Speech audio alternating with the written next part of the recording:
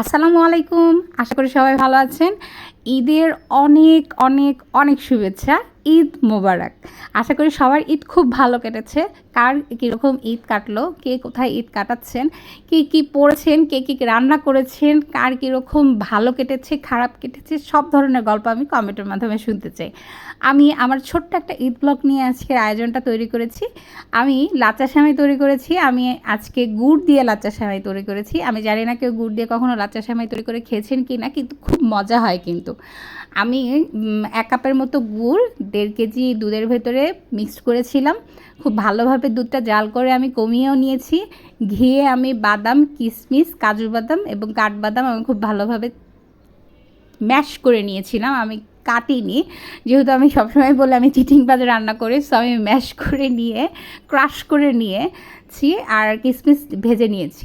এরপর ভেজে নিয়েছি লাচ্চা সেমাইটা। আপনারা দেখতে পাচ্ছেন যে আমি ওয়েল ফুডের লাচ্চা সেমাইটা ব্যবহার করেছি। খুব মজা হয় ওয়েল ফুডের লাচ্চা সেমাইটা। আর এই তো দুধ দিয়ে দিলাম, কিশমিশ দিয়ে সাজিয়ে আমার লাচ্চা সেমাই রেডি। আপনারা চাইলে কিন্তু বাসায় এইভাবে সুস্বাদু লাচ্চা সেমাই বানিয়ে খেতে পারেন। ওইদিকে আমার পরিবারের পরিজন, আমার হাজব্যান্ড এবং আমার ছোট্ট বেবিটা নামাজ পড়তে যাচ্ছে। তাদের এই নামাজ পড়তে যাওয়ার মাঝখানে আমি আরও কিছু আইটেম তৈরি করেছিলাম, নুডলস আর পুডিং। আপনাদের দেখাচ্ছি, আমি আজকে সকালের জন্য তৈরি করেছিলাম লাচ্চা সেমাই, নুডলস আর পুডিং। যেহেতু আমার ছোট্ট একটা পরিবার, ছোট্ট আয়োজন, আমার বাসায় গেস্টও খুব কম আসে, সো আয়োজন ওইরকম আহামরি আমার হয় না। তো যা আয়োজন করেছি আমি সেটাই দেখাচ্ছি আপনাদের। তারা নামাজ পড়ে চলে আসার মাত্রই আমি তাদের খুব ভালোভাবে এটা সার্ভ করেছি, নুডলস, লাচ্চা সেমাই এবং পুডিং। আমার ছোট ছেলেটা তিনোটাই খুবই পছন্দ করে।